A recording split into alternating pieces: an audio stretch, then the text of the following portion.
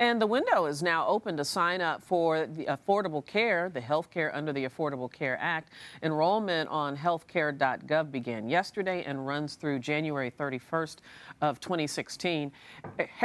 Errol Pierre is here to tell us everything we need to know. He's Vice President of Medicaid and Commercial Markets at Health First, and he's a friend of Arise America. Thank you so much for coming in. Pleasure to be here. When Affordable Care was rolling out, you helped walk us through it, came back and gave us some updates. So now there's this first, again, open enrollment. Correct. So I want to talk about what people need to know. Sure. But before we get to that, one of our very own, the producer of this show, Michelle, had an interesting experience. She got an email from healthcare.gov, said, go check your messages on the website. Right. She sort of happened to do that to find out that she was going to lose her coverage if she didn't re-up, which is different than, you know, the open enrollment changing your coverage. What was this about? Did a lot of people get this? Yeah, so when you're enrolling on the website, the healthcare.gov, or if the state-based exchange has their own website, that's sort of your hub for all of your communication, because they talk to the health plans, but you talk to the website. They sort of govern the whole process. So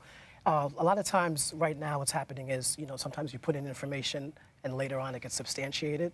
If there's any discrepancies, potentially they might ask for further documents to prove if you live where you say you live, or to prove your income level, to prove immigration status. There was articles talking about how some folks had to reprove their immigration status.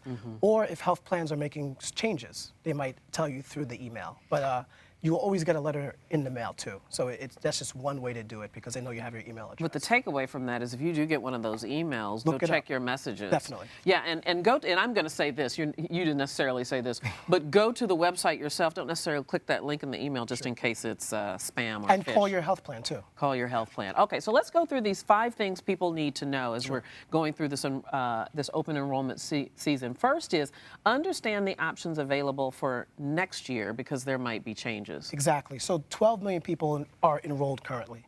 The health plans every year assess what plans are selling, what plans aren't selling. So they're going to launch new plans. They might retire old plans, which might be the message your producer's getting. And so you just want to know, you don't have to stick with the same thing you have. Prices may go up, prices may go down. We've seen plans reduce rates.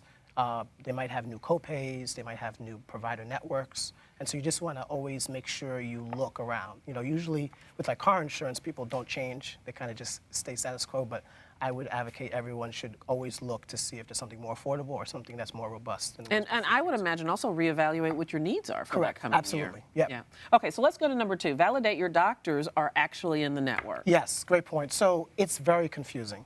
Doctors might sign a contract with a health plan. It doesn't mean the office staff that you call to book an appointment knows the contract that your doctor signed.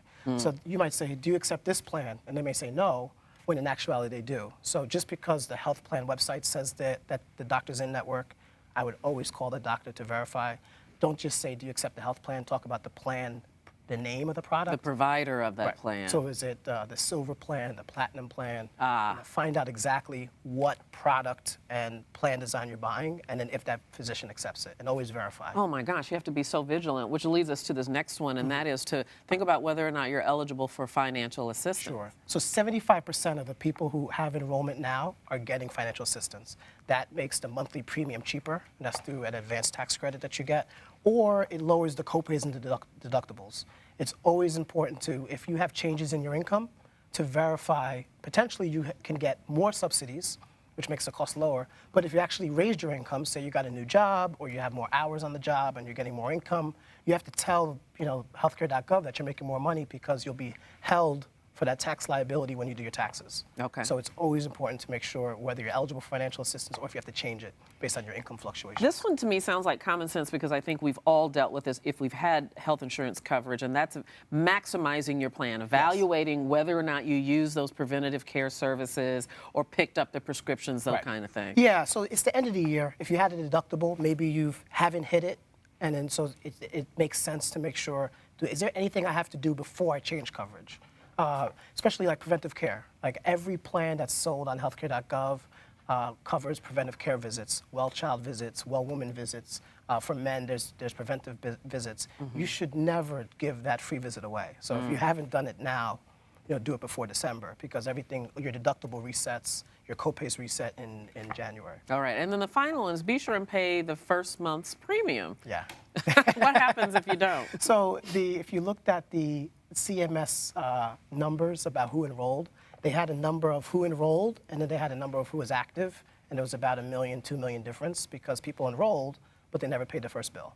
And so you have to pay the first bill to make sure you get the ID card and your coverage is actually And active. to activate Yes, it. exactly. All right. This is all wonderful information. Errol Pierre, thank you so much. Come back. We can talk about how this affects immigrants as well the next time you're here, okay? Definitely. Errol Pierre, thank you so much. Thanks.